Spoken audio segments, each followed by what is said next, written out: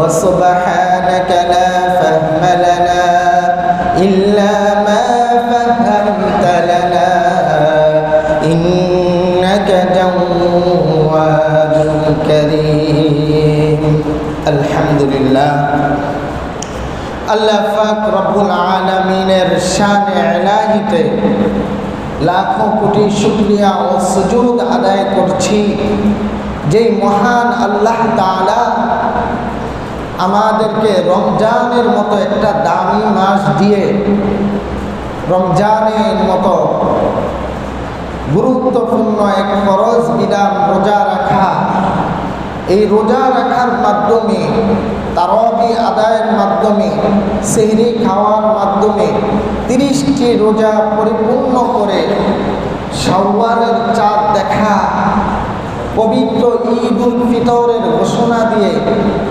মুমিন মুসলমানদেরকে রমজান মাসে স্বর্ণের মতো দামি সময় দিয়ে যাকাত দিয়ে সাদাকাতুল ফিতরা দিয়ে আল্লাহ তাআলা ধন্য করে শাওয়ালের প্রথম জুমায় আল্লাহ পাক রব্বুল আলামিন দূর দূরান্ত থেকে আগত মুসল্লিয়ানে কেরাম সহ বাইতুল আমান জামে মসজিদের মুসল্লিদেরকে আল্লাহ তাআলা শাওয়ালের প্রথম জুমার জন্য কবুল করেছেন। এই জন্য আমরা আমাদের মুনিবের দরবারে শুকরিয়া আদায় করি আলহামদুলিল্লাহ। আল্লাহ পাক রব্বুল আলামিন আমাদেরকে দামি একটা নিয়ামত দান করেছেন, সেটা হলো 1 নম্বরে আমাদেরকে ইহুদি খ্রিস্টানের ঘরে আল্লাহ তাআলা জন্ম দেন, জন্ম দিয়েছেন শ্রেষ্ঠ নবীর উম্মত মুসলমান বান্দা বান্দি মাতা পিতার ঘরে আলহামদুলিল্লাহ।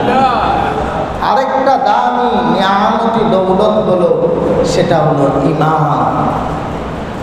ঈমান যাদের আছে তারাই রোজা রেখেছে, তারাই মসজিদে আসবে, তাদের দিলটাই মসজিদের সাথে ঝুলন্ত থাকবে, ঠিক কিনা? আল্লাহ পাক রব্বুল আলামিন বলেন, দুনিয়াতে যদি সামান্য পরিমাণ ঈমান নিয়ে আমার বান্দারা মৃত্যুবরণ করে, এই সামান্যতম ঈমানের কারণে আমি আল্লাহ পাক রব্বুল আলামিন ওই ঈমানদারকে 10 দুনিয়া সমান একটা জান্নাত দান করব। সুবহানাল্লাহ। সামান্যতম পরিমাণ ঈমান নিয়ে যদি কোনো মুসলমান মৃত্যুবরণ করে, আল্লাহ তাআলা বলতেছেন ওই ঈমানদারকে আমি 10 দুনিয়া পরিমাণ একটা জান্নাত দান করব। আল্লাহ পাক রব্বুল আলামিনের কত বড় মায়া, কত বড় দয়া। যাই হোক, আল্লাহ তাআলা পরিপূর্ণভাবে রমজান মাস আমাদেরকে দিয়েছিলেন, এটা বড় একটা নিয়ামত ছিল। মুমিনরাই জানে কি নিয়ামত হারাইছে রমজান মাস হারা। আরেকটা হলো কবরবাসীদের জন্য রমজান শেষ হওয়া, জাহান্নামের আযাব চালু হওয়া আল্লাহ পাক রব্বুল আলামিনের নির্দেশ। আমাদের প্রত্যেকের এই আওলাদ ওয়ারিস এই বাইতুল আমান জামে মসজিদের পাশে ঘুমিয়ে আছে, আল্লাহ তাআলা যেন সকলকে জান্নাতবাসী বানায় দেয়, বলি আমিন। সম্মানিত হাজিরিন, পবিত্র কোরআনে হাকিম থেকে 16তম পারার সূরা তোহা থেকে আমি কয়েকটা আয়াত তেলাওয়াত করেছি। আল্লাহ তাআলা গায়রে মাকলুম মাঝে যে হাদিসগুলো এসেছে, ওই হাদিসগুলোর মাঝে একটা হাদিস মুসলিম শরীফে আবু আইয়ুব আনসারী রাদিয়াল্লাহু তাআলা আনহু তিনি বর্ণনা করেছেন, এমন একটা হাদিস আমি তেলাওয়াত করেছি। আল্লাহ পাক রব্বুল আলামিন যেন এগুলির উপরে আমাদের সকলের হেদায়েতের জন্য কথা বলার মতো সুযোগ করে দেন। এই জন্য আমরা আল্লাহ তাআলার দরবারে দরখাস্ত করি, আল্লাহ যেন দরখাস্তটাকে কবুল করে নেয়, বলি আমিন। কোরআনে হাকিমে আল্লাহ তাআলা বলেছেন, সুন্দর করে ডাক দিয়েছেন। এগুলি হলো পাসওয়ার্ড। পাসওয়ার্ড মানে বোঝেন কিনা দুনিয়াতে যারা অ্যান্ড্রয়েড সেট চালায় তাদের প্রত্যেকটা সেটের মধ্যে ফিঙ্গারপ্রিন্ট আছে, পাসওয়ার্ড আছে। এটা হলো অ্যালাউ থাকা। আপনার মোবাইলের যদি ফিঙ্গারই না খুলেন তাহলে কি মোবাইল দিয়ে কল দেওয়া যাবে? কারোর সাথে আপনার মেসেজ করা যাবে? কোনো ওয়েবসাইট ব্যবহার করা যাবে? যাবে না। এই জন্য আল্লাহ তাআলা এই পাসওয়ার্ডগুলি দিয়ে আল্লাহর রসুলকে ডাক দিতেন জিবরাইল আলাইহিস সালামের মাধ্যমে। কখনো ডাক দিয়েছেন তাহা, কখনো ডাক দিয়েছেন ইয়াসিন। বড় মায়া করে ডাক দিয়ে বলেন তাহা, ও আমার নবী তাহা, মা আনজালনা আলাইকাল কুরআনা লিতাশকা।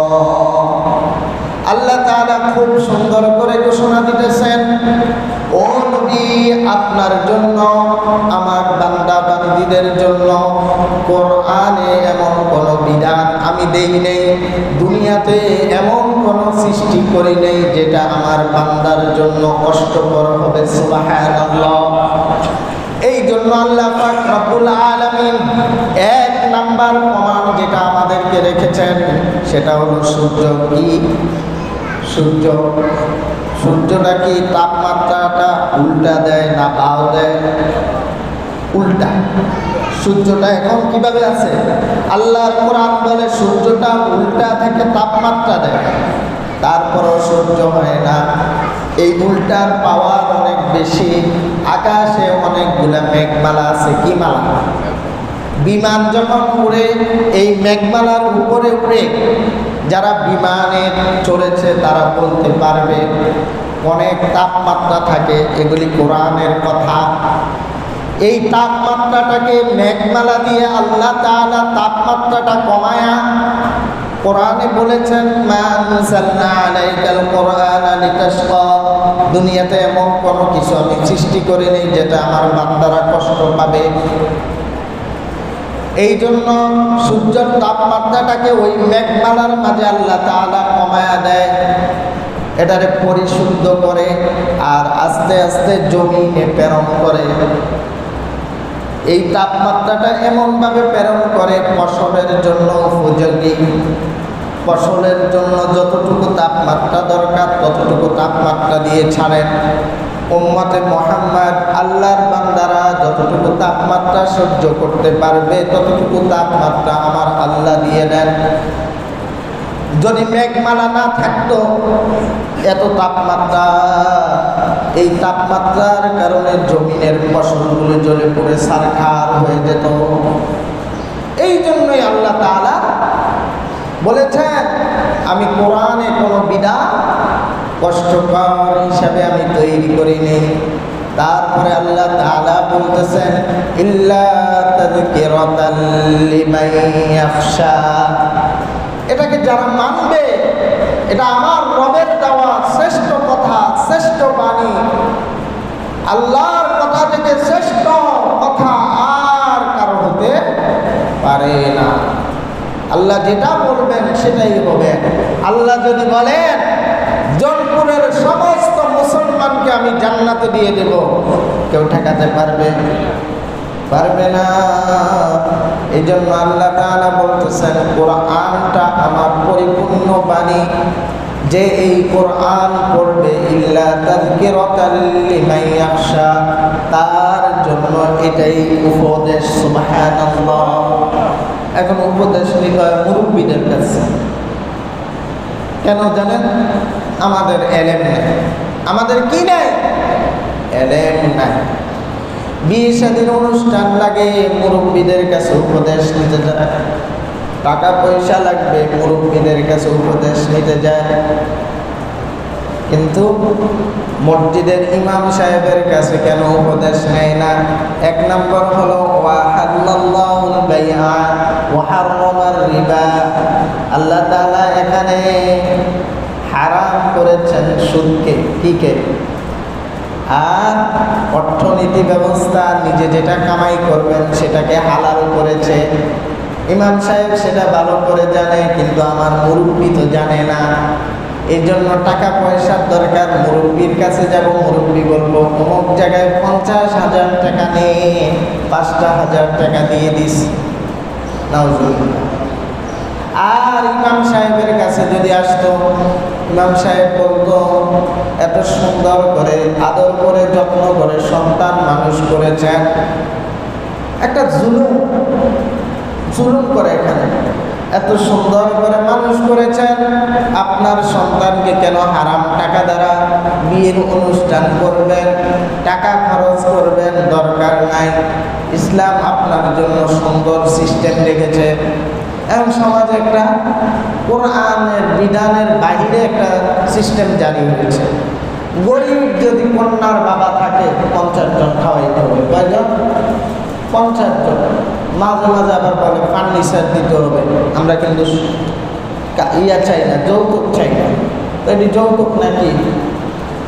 বিয়ের বিনিময়ে কোনো কিছু নেওয়া মানে যৌতুক। আল্লাহ তাআলা হেফাজত করুন, বলে আমিন।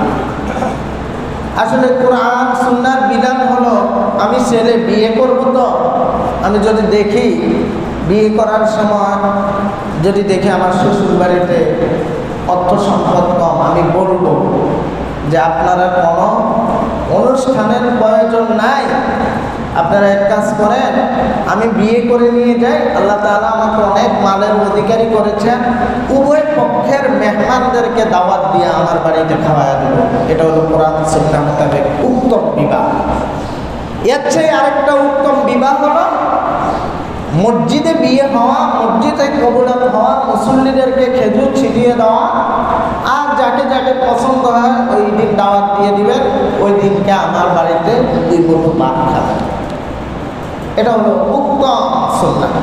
আল্লাহ পাক রব্বুল আলামিন আমাদেরকে এই কোরআনের বিধানগুলি মানার মতো তৌফিক দান করেন, বলি আমিন। কেননা আল্লাহ তাআলা বলেছেন, মা আনজালনা আলাইকাল কুরআনা লিতাশকা, কোরআনের বিধানগুলো একেবারে সহজ।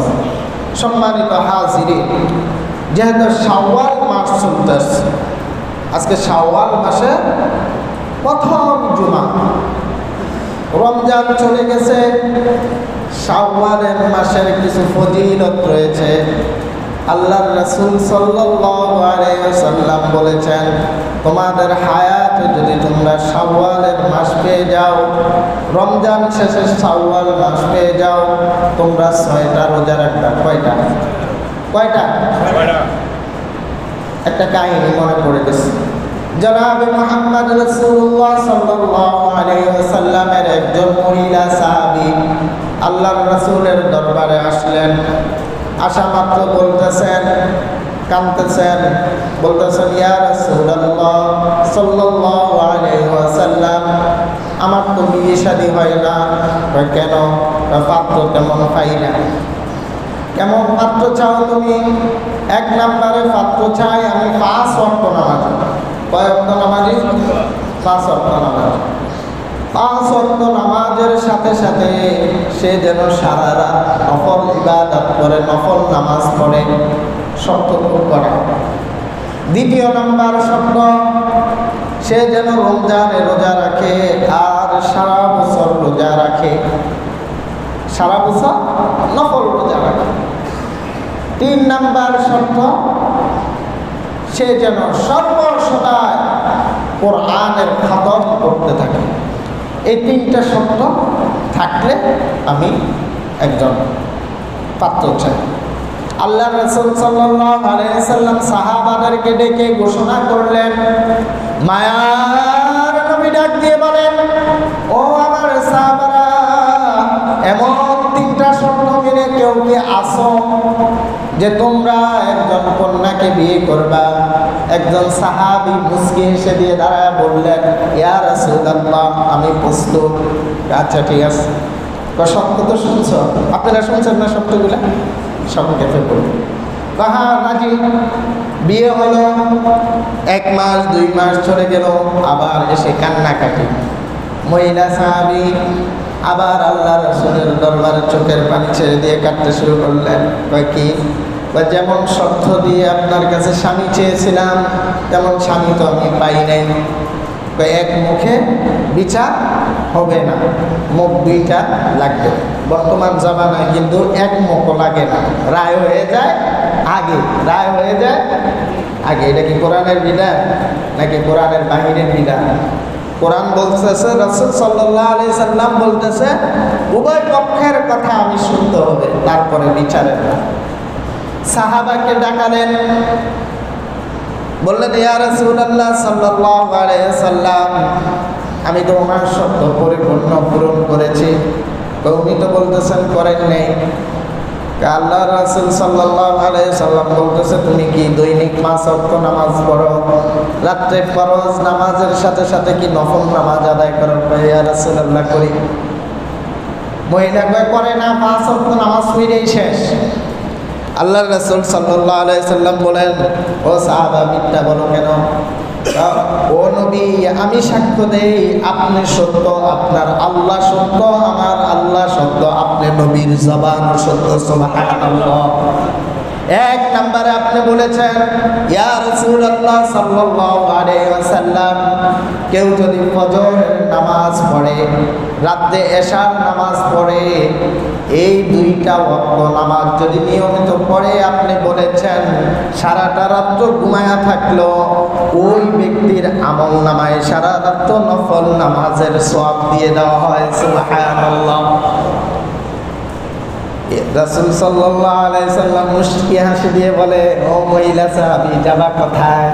পুরুষের কৌশল কিন্তু আল্লাহ তাআলা দিয়েছেন, মহিলাদেরকে দিয়েছে। দেখ মাস্টারের কৌশল, পরিষ্কার পরিচ্ছন্নতার কৌশল, এদের জ্ঞান এতটুকুই।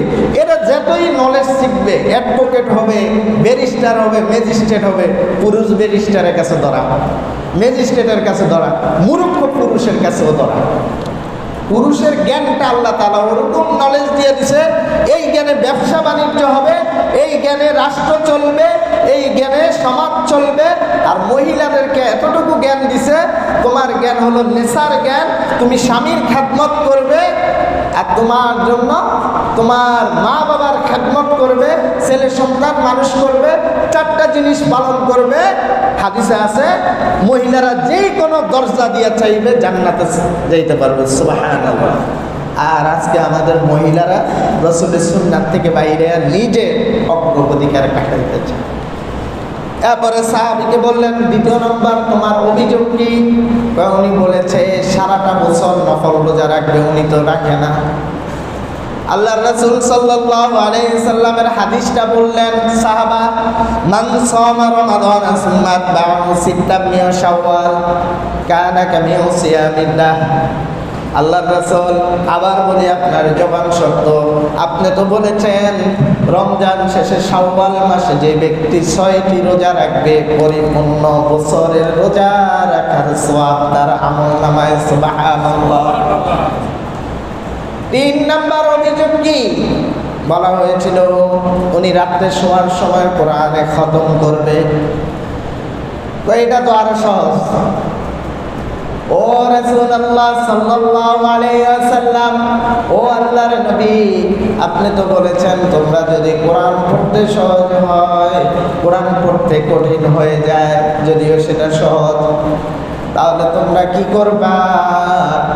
রাত্রে শোবার আগে 3 বার সূরা ইখলাস তেলাওয়াত করে শোবা, 1 খতম কোরআনের সওয়াব। সুবহানাল্লাহ।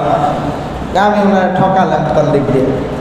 তো মহিলা সাহাবী, তোমাকে তো একটা ঠকানো ঠকায় নেই, উনি তো একটা মিথ্যা কথাও বলে নেই, একটা ওয়াদারও বরখালাপ করে নেই, উনি তো সমস্ত ওয়াদা ঠিকঠাক রেখেছে। তাহলে তুমি আর কোথায় অপরিপূর্ণ স্বামী পালা? আলহামদুলিল্লাহ ইয়া রাসূলুল্লাহ সাল্লাল্লাহু আলাইহি সাল্লাম, আমি আল্লাহর বান্দী সাক্ষ্য দিতেছি আপনি নবীজি সত্য, আপনার মালিক আমার মালিক আল্লাহ সত্য। দুনিয়াতে আপনাদের মতো 2 জন বন্ধু যে আছে, এক আল্লাহর মতো দয়াবান কেউ হতে পারে না। আরেকজন হলো যিনি উম্মতি মুহাম্মাদের জন্য চোখের পানি ছাড়েন, এমন দুইজন মহাব্বতী লোক দুনিয়াবাসীর জন্য আর হতে পারে না। সুবহানাল্লাহ। আল্লাহর রাসূল দরবার থেকে চলে গেলেন। এটা হলো বুঝানের একটা উপদেশ, একটা ঘটনা। এই জন্য আমরা শাওয়ালে 6টা রোজা রাখি। মা বোনদেরকে বলে দেই, শাওয়ালের রোজাগুলো রাখবেন। আপনাদের যদি বাংতি রোজা থাকে তাহলে সেগুলি আগে রাখবেন, তারপরে 6টা রোজা রাখবেন। আবার ইমামুল আযম আবু হানিফা রাহমাহুল্লাহ উনি বলেছেন, যদি তোমরা পারো, দেখো সময় কম, আগে শাওয়ালের রোজাগুলো, নফল রোজাগুলো রেখে দাও, তারপরে কি করো, তোমরা 6টা রোজা আদায় করে নিও।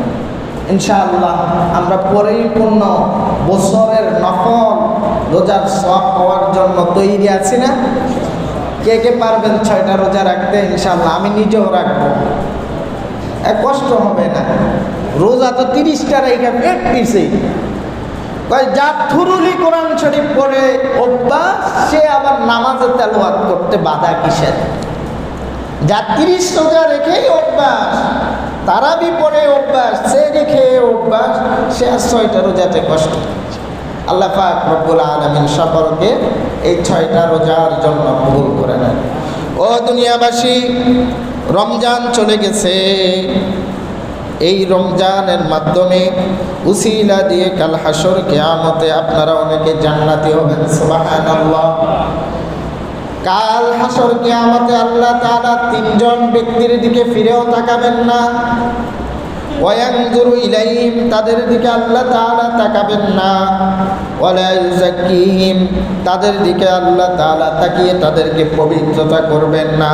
ওয়ালাহুম আযাবুন আলীম, তাদেরকে জাহান্নামের শাস্তি দিতেই থাকবে। কয় ধরনের লোক? 3 ধরনের লোক, 3 শ্রেণীর লোক। 1 নাম্বার, নবীজি বলেন, আল্লাযী লা ইউতি শাইআন ইল্লা মান্না। আল মান্না, আপনারা আবার মনে করেন না জোনপুরের মান্না। মান্না শব্দের অর্থ হলো দানকারী, দানকারী। রমজানে বিশাল বহুল দান হয়েছে, কিন্তু আল্লাহ দেখেন কি? খুলুসিয়াত। আল্লাহ কি দেখেন? দেখেছেন খুলুসিয়াত।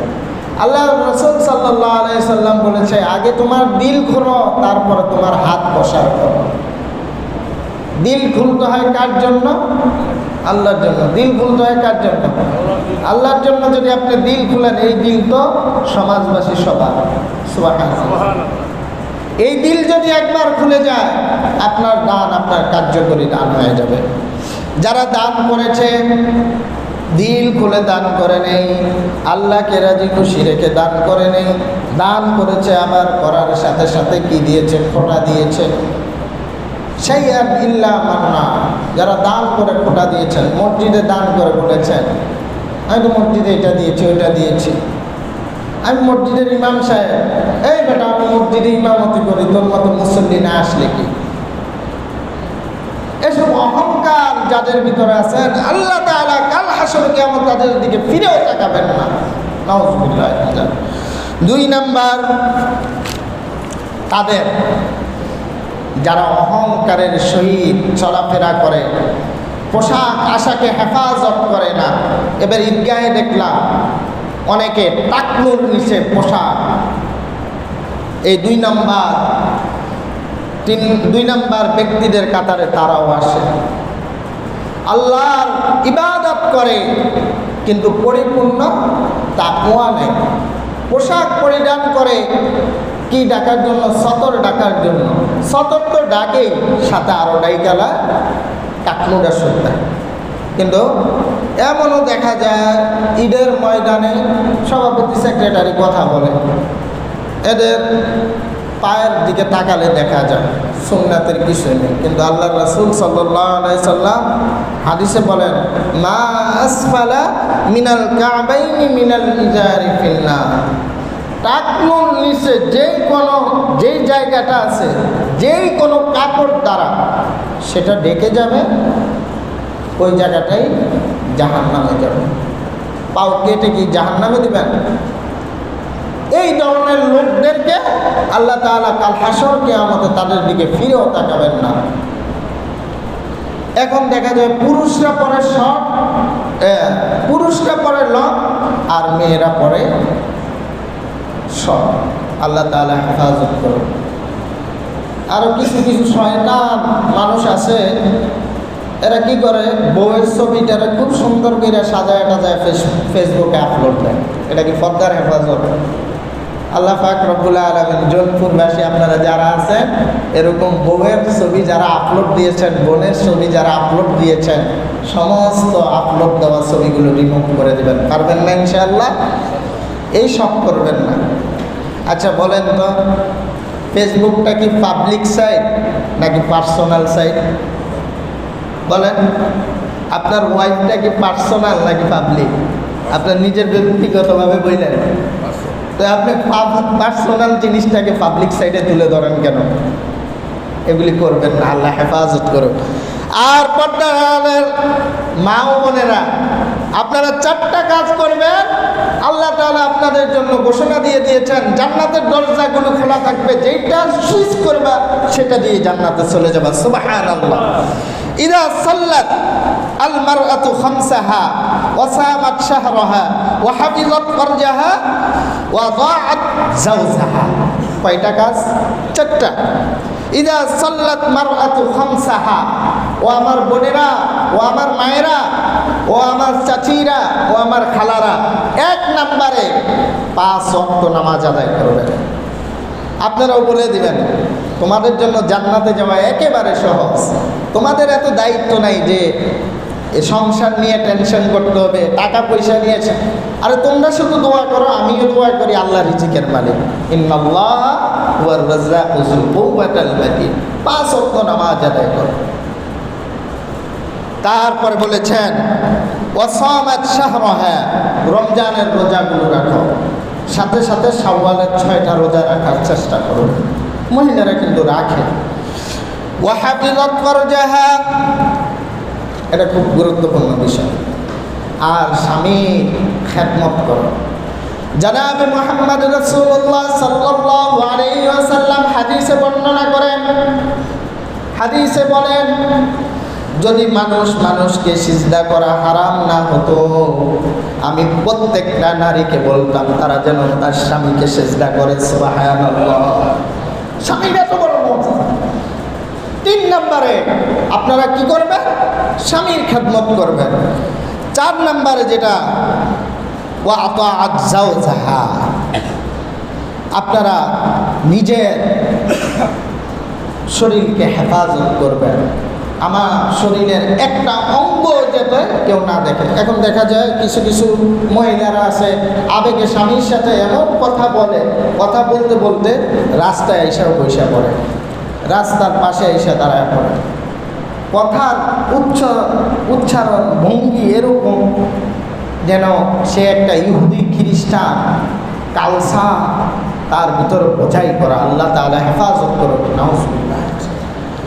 আপনারা তো কথা বলবেন পর্দার আড়ালে, যা কিছু আপনার শখ আছে, যত সাজগোজ আছে, আপনারা সব কি করবেন? স্বামীর হক এটা আদায় করবেন। এরা স্বামীর সাথে সাথে তো দেওয়া, এরপরে খালা তো দেওয়া, চাচা তো দেওয়া, এদেরও হক আছে। এই জন্য মাঝে মাঝে একটু পাতলা পাতলা কাপড় পরে তাদের সামনে হাঁটা চলা, এটা হক আদায় করে। হক আদায় করাই বলে তোমাদেরকে, সমস্যা নেই, মরলেই বুঝবা, দেখবা তোমাদেরকে কেমন হক আদায় করে। কিন্তু অথচ জোনপুরের নারীগুলা খুব ভালো। আল্লাহ পাক রব্বুল আলামিন তাদেরকে কবুল করে নিক, বলি আমিন। 5 ওয়াক্ত নামাজি বানায় দেখ, বলি আমিন। রমজানের রোজাগুলো রাখার মতো তৌফিক দান করুন, বলি আমিন। স্বামীর খেদমত ওয়ালা বানায় দেখ, বলি আমিন। তারপরে নিজের পর্দার হেফাজত করনে ওয়ালা বানায় দেখ, বলি আমিন। এই 4টা কাজ করবে, আপনারা জান্নাতে যে কোনো দরজা দিয়ে ইচ্ছা আপনারা ঢুকে যাবেন। সুবহানাল্লাহ ওয়া বিহামদিহি। আল্লাহ পাক রব্বুল আলামিন সময় সংক্ষিপ্ত, আমাদের মাঝে পাড়া মহল্লায় ভাড়াটিয়ারা থাকতো, ওনারা সবাই ঈদে বাড়িতে চলে গেছেন। মুসল্লি একটু কম। আল্লাহর রহমত কি কম হবে? জুমার রহমত কি কম হবে? আপনারা প্রত্যেকটা জুমায় আগে আগে আসার চেষ্টা করবেন। মসজিদের ব্যাপারে আল্লাহ রাসূল সাল্লাল্লাহু আলাইহি সাল্লাম বলেছেন, জুমার দিনে যে সর্বপ্রথম মসজিদে আসবে তার নামাজ বাদ সব বাদ, সর্বপ্রথম মসজিদে আসার কারণে একটা উট কোরবানির সওয়াব তার আমলনামায় আল্লাহ তাআলা দিয়ে দেন। তারপরে আস্তে আস্তে এটা গরু হয়, বকরি হয়, মুরগি হয়, লাস্টে যাইয়া একটা ডিম সদকা করার মতো সওয়াব আল্লাহ তাআলা তার আমলনামায় দিয়ে দেন। তো এত বড় ফজিলত থেকে আপনারা কেন বঞ্চিত হন? সজোরে হাঁটায়া তাকবীরের সহিত জুমার দিন তো আর কোনো কাজ থাকে না, আগে আগে মসজিদে চলে আসবেন। পারবেন না ইনশাআল্লাহ? আল্লাহ আপনার রোকসাত ছাড়া এখানে বসাকৃত সকল মুসলমানদেরকে জুমার খুতবার বয়ানের জন্য কবুল করে নেক বলে আমিন। অবশ্যইভাবে যে কথাবার্তাগুলি বলেছি আল্লাহ পাক রব্বুল আলামিন আমি নিজেকে আগে আমল করার মতো তৌফিক দান করুক বলে আমিন। আপনাদের সকলকে এই আমলগুলি করার জন্য কবুল করে নিক বলে আমিন। শাওয়ালের 6টা রোজা রাখার মতো তৌফিক দান করুক বলে আমিন। ওমা তৌফিকি ইল্লা বিল্লাহ। আসসালামু আলাইকুম ওয়া রাহমাতুল্লাহ। রমজানে রোজা রেখেছি, আমরা সকলে পারস্পরিক আমল ইবাদতে মগ্ন ছিলাম। একসাথে সকলের সাথে সকলের দেখা হয়েছে। আল্লাহ তাআলা উঠা বসায় আমারও যদি বেয়াদবি হয়ে থাকে সকলকে মাফ করে দেবেন, আমিও সকলকে মাফ করে দেব। আল্লাহ পাক রব্বুল আলামিন আমাদের সকলকে জোনপুরের সমাজ নয় অত বিশ্বের মুসলমান সমাজগুলিকে একটা রহমতি সমাজে পরিণত করে দেখ বলে আমিন। যারা কাবলাল জুমা সুন্নাত 4 রাকাত পড়েননি অতি তাড়াতাড়ি কাবলাল জুমা সুন্নাত 4 রাকাত পড়বেন।